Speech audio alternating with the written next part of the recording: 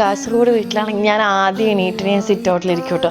അപ്പോൾ ഇവിടെ പക്ഷെ അങ്ങനെ ഒരു അറ്റ്മോസ്ഫിയർ അല്ല, പക്ഷെ അങ്ങനെ ഒരു ശീലം ഉള്ളതുകൊണ്ട് ഞാൻ അവിടെ ഇരുന്നിട്ട് ഒരു വിളിയുണ്ട്, പപ്പാമാ.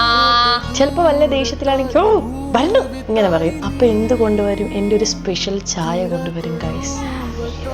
അപ്പം നിങ്ങളെന്നെ ആട്ടും.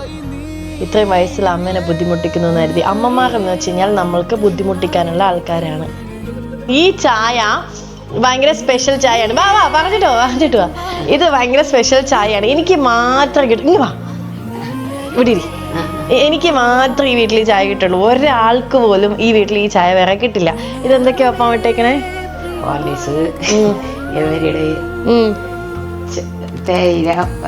പാല്.